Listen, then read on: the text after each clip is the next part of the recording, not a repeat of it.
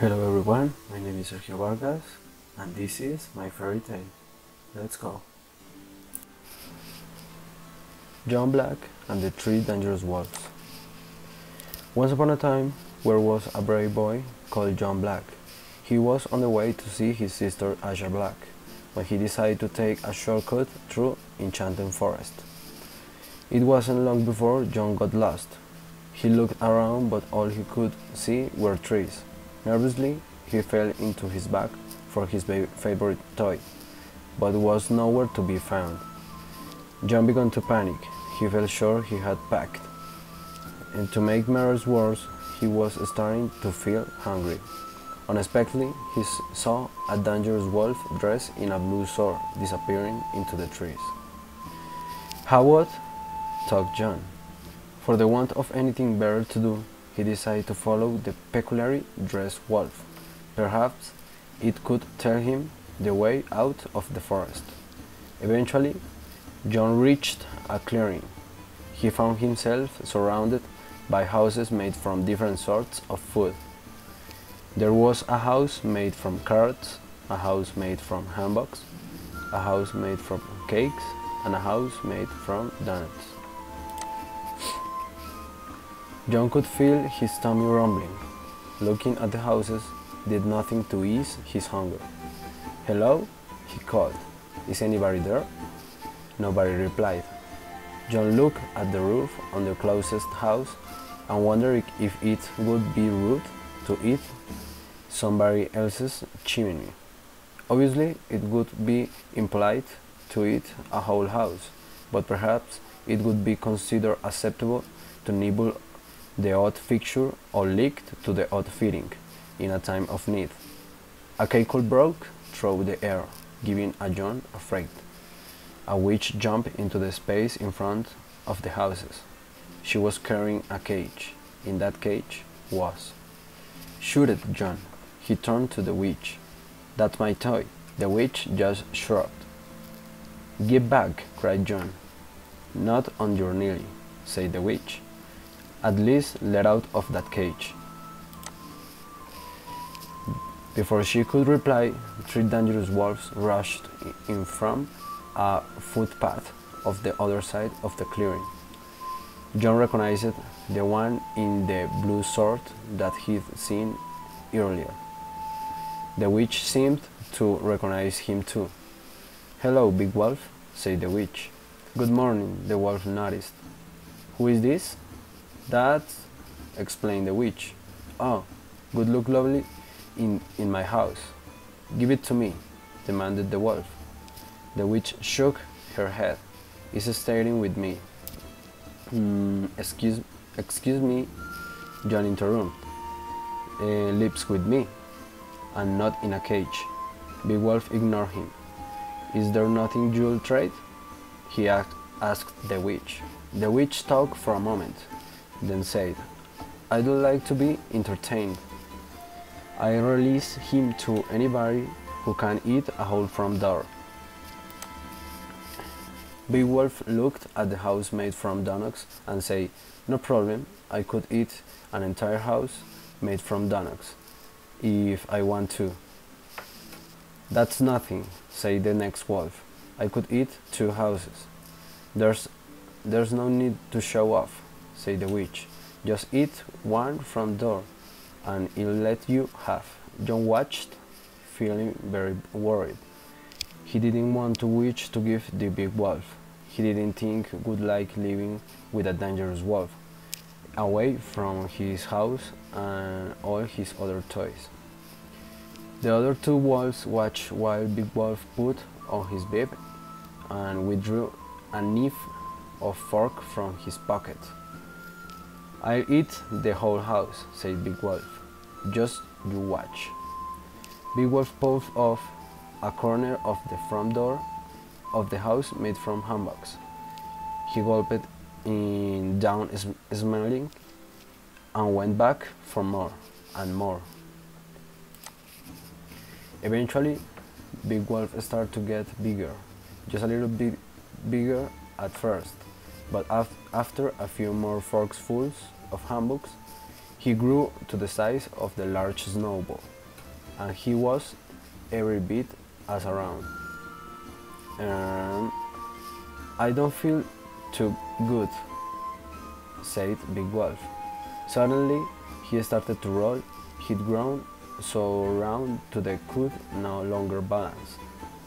Help! He cried, as he rolled off down a slope into the forest. Big Wolf never finished eating the front door made from hammocks, and remained trapped in the witch's cage. Average Wolf stepped up and approached the house made from cakes. "I'll eat this whole house," said Average Wolf. "Just you watch." Average Wolf pulled off a corner of the front door of the house made from cakes. She gulped it down, smiling, and went back for more, and more, and more. After a while, Average Wolf started to look little kissy.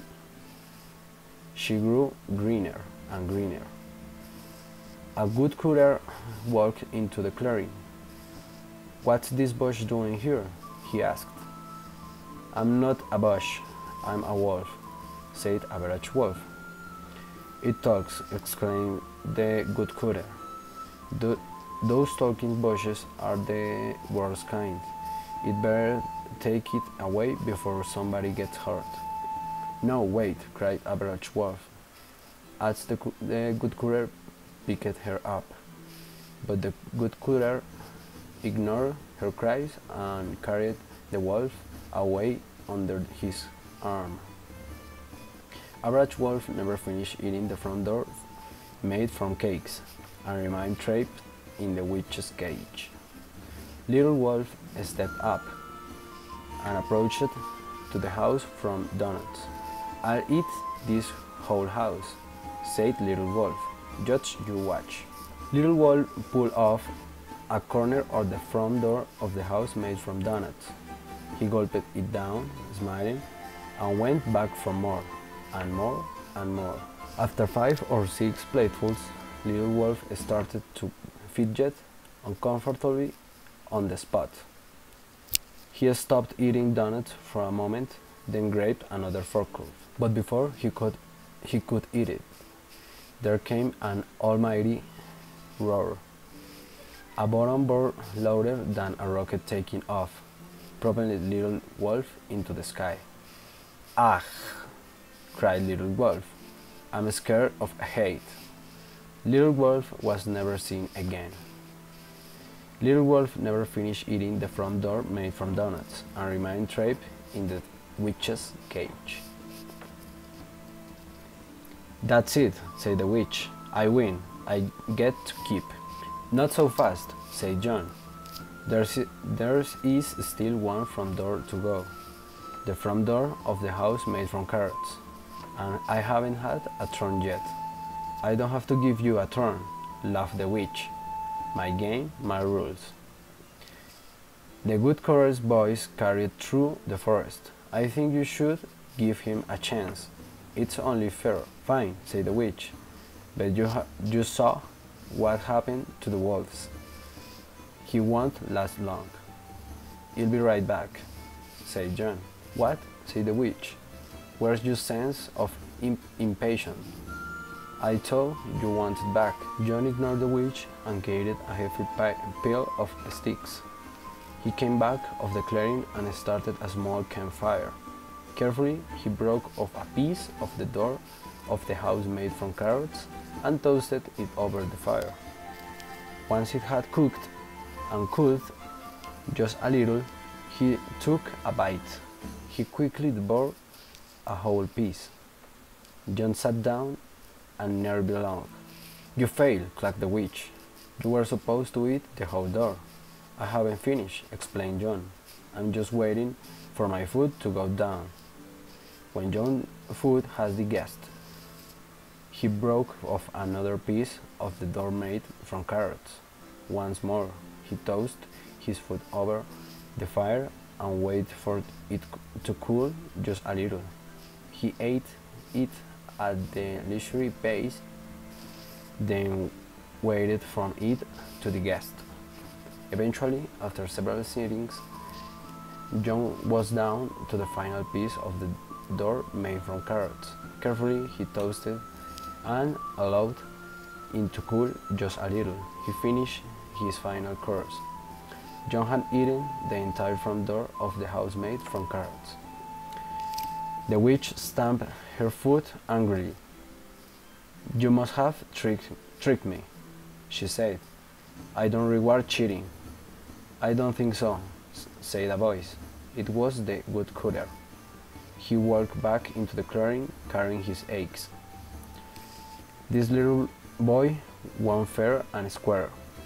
No hand over or I will chop your broomstick in half." The witch looked worried. She grabbed her broomstick and placed it behind her. Then huffing, she opened the door of the cage. John hurried over the grate, checking that his favorite toy was all right. Fortunately, was unharmed. John thanked the woodcutter, grabbed a wheel souvenir, and hurried on to meet Asha. It was starting to get dark. When John got to the Asha's house, his sister threw her arms around him. "I was so worried," cried Asha. "You are very late." As John described his day, he could tell Asha didn't believe him, so she grabbed a napkin from his pocket. "What's that?" asked Asha. John ungrabbed a doorknob made from handbags. "Put in," he said. Asha almost fell off her chair. And this is the end.